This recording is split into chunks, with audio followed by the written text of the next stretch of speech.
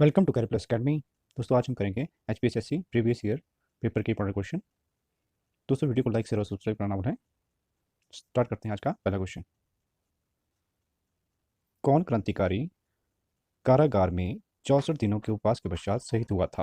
Option है जतिन दास, ML धोगड़ा, Ram Prasad बिस्मिल्ला, इनमें से कोई नहीं। तो इसका राइट आंसर है हमारा ऑप्शन ए, जतिन दास। नेक्स्ट क्वेश्चन करते हैं। रानी कैदिन लिव एक निडर स्वतंत्र सेनानी थी जो तत्कालीन ब्रिटिश इंडिया के किस भाग से संबंधित थी? ऑप्शन है असम, मणिपुर, इलाहाबाद, इनमें से कोई नहीं। तो इसका राइट आंसर है हमारा option B, Manipur. Next question करते हैं। राज्यसभा के सदस्यगण, ऑप्शन है अधिकांश मनोनीत होते हैं, प्रत्यक्ष निर्वाचित होते हैं, परोक्ष निर्वाचित होते हैं, इनमें से कोई नहीं। तो इसका राइट आंसर होगा हमारा ऑप्शन सी, परोक्ष निर्वाचित होते हैं। और जानते हैं क्या हो रहा है। राज्यसभा का वर्णन किया गया है हमारा अनुच्छेद 80 में, और मैक्सिमम सीटें हो सकती हैं हमारी राज्यसभा की 250, और वर्तमान में राज्यसभा की सीटें हमारी 245, और 12 सदस्य मनोनीत किए जाते हैं हमारे राष्ट्रपति के द्वारा राज्यसभा में। और राज्यसभा के सभापति हैं वेंकैया नायडू। राज्यसभा के पदेन सभापति होते हैं हमारे उपराष्ट्रपति जो हमारे वेंकैया नायडू। उपसभापति हैं हरिवंश नारायण सिंह। सदन के नेता हैं राज्यसभा के थावरचंद गहलोत बीजेपी के, और विपक्ष के नेता गुलाम नबी आजाद। तो राज्यसभा के 1/3 सदस्य प्रत्येक दूसरे वर्ष सेवानिवृत्त होते हैं। और राज्यसभा के सदस्यों का कार्यकाल होता है हमारा 6 वर्ष, और राज्यसभा के सदस्य बनने के लिए मिनिमम एज होती है 30 वर्ष। बहुत इंपॉर्टेंट है। नेक्स्ट क्वेश्चन करते हैं। लोकसभा के सदस्यों की स्थिर संख्या है? ऑप्शन है 540, 545, 444, इनमें से कोई नहीं। तो इसका राइट आंसर है हमारा ऑप्शन बी, 545 मैक्सिमम हो सकते हैं लोकसभा में हमारे। 552 सदस्य मैक्सिमम हो सकते हैं, और 2 सदस्य राष्ट्रपति के द्वारा मनोनीत किए जाते हैं जो एंग्लो इंडियन समुदाय से होते हैं। लोकसभा के चुनाव लड़ने के लिए मिनिमम आयु होती है 25 वर्ष। तो बहुत इंपॉर्टेंट है। नेक्स्ट क्वेश्चन करते हैं।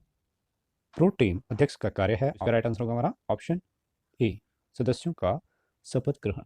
और जो प्रोटेम अध्यक्ष होते हैं नियुक्त किए जाते हैं राष्ट्रपति के द्वारा। नेक्स्ट क्वेश्चन करते हैं। शून्यकाल क्या है? जब एक मौद्रिक विधेयक लोकसभा में रखा गया हो, प्रातःकालीन सत्र तथा अपराह्न सत्र के मध्यांतराल, जब अति महत्व के विषय उठाए गए हों, इनमें से कोई नहीं। तो इसका राइट आंसर है हमारा ऑप्शन सी, जब अति महत्व के विषय उठाए गए हो। और जान लेते हैं इसके बारे में। जीरो के बाद हमारा 0 आवर इनके शून्यकाल होता है, और इसका समय 12 बजे से लेके 1 बजे तक होता है, लगभग 1 घंटे का होता है हमारा। और दोपहर 12 बजे से आरंभ होने के कारण इसे शून्यकाल कहा जाता है।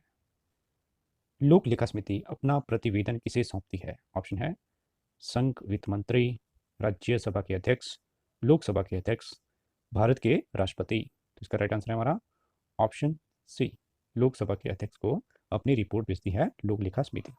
और जानते हैं समिति के बारे में।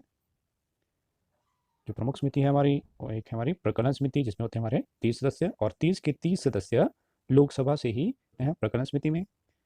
और दूसरी हमारी लोक लेखा समिति।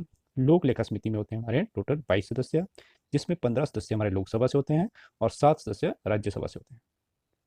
और नेक्स्ट है हमारी सरकारी उपक्रम संबंधी समिति। इसमें भी 22 सदस्य होते हैं, जिसमें 15 लोकसभा के और 7 राज्यसभा से होते हैं। तो बहुत इंपॉर्टेंट है। और लोक लेखा समिति के जो अध्यक्ष होते हैं वो विपक्ष के नेता होते हैं। नेक्स्ट क्वेश्चन होते हैं। सर्वोच्च न्यायालय द्वारा कितने प्रकार के परमादेश जारी किए जाते हैं? बहुत इंपॉर्टेंट टॉपिक है। तो ऑप्शन है हमारे 5, 6, 4, इनमें से कोई नहीं। तो इसका राइट आंसर है हमारा ऑप्शन ए, 5। जो सर्वोच्च न्यायालय है उसके द्वारा 5 प्रकार की रिटें जारी की जा सकती हैं।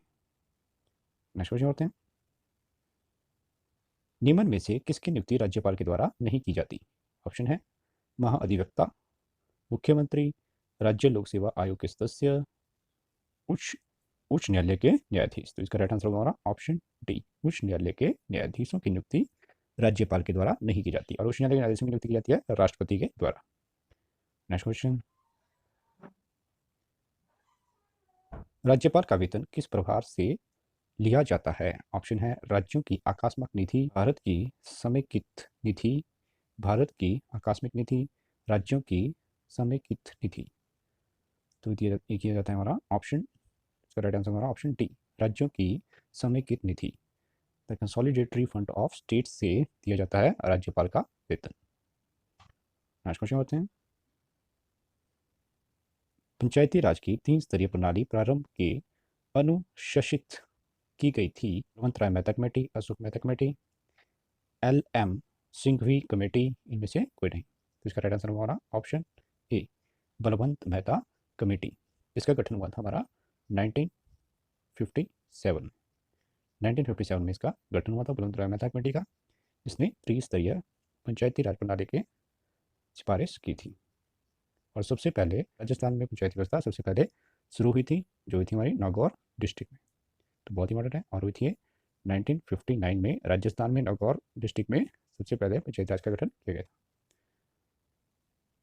दोस्तों वीडियो को लाइक शेयर और सब्सक्राइब करना भूलें।